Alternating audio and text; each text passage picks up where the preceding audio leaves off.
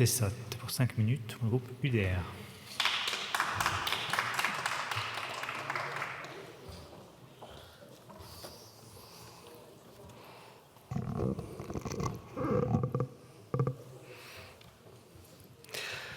Merci, Monsieur le Président, Monsieur le Ministre, chers collègues. Permettez-moi de commencer par un aveu.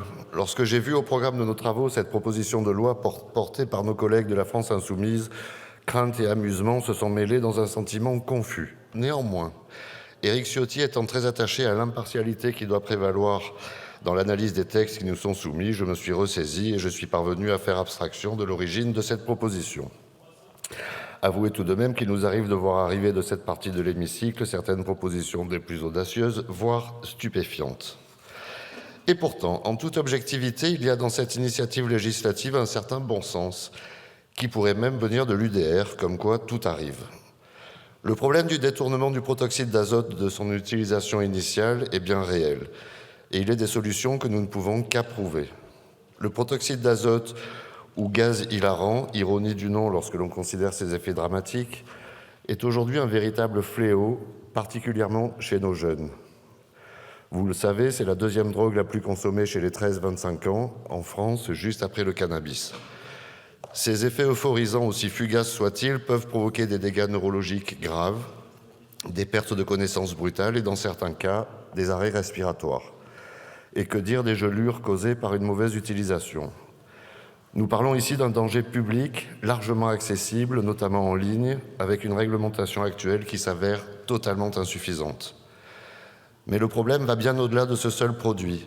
Cette consommation s'inscrit dans un phénomène plus large, celui de la banalisation des pratiques dangereuses. Nous voyons aujourd'hui une jeunesse surexposée à des contenus qui, sous couvert de divertissement, encouragent les comportements les plus irresponsables. Les défis absurdes qui pullulent sur les réseaux sociaux en sont un exemple criant. Inhaler des substances toxiques, ingérer des produits ménagers ou encore mettre sa vie en danger pour quelques secondes de notoriété numérique.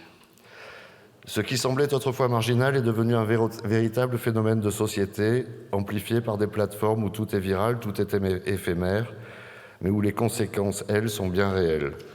Laisser un produit comme le protoxyde d'azote en libre accès, c'est envoyer un signal d'inaction, voire de complaisance. C'est accepter que ces comportements continuent de se propager, mettant en danger des milliers de jeunes. Il ne s'agit pas ici d'alarmisme, mais d'un constat lucide. Si nous ne faisons rien, nous serons complices de cette dérive collective. Et là, cette proposition de loi intervient, portée par une idée simple mais efficace, interdire la vente au grand public, tout en encadrant strictement les circuits professionnels. Un dispositif pour réduire l'usage détourné, coordonner les actions des autorités sanitaires et renforcer la prévention dans les écoles. En somme, un texte qui s'attaque non pas aux symptômes, mais aux racines du problème.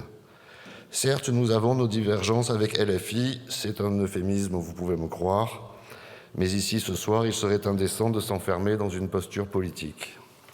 Il s'agit de santé publique, il s'agit de protéger notre jeunesse, de prendre nos responsabilités.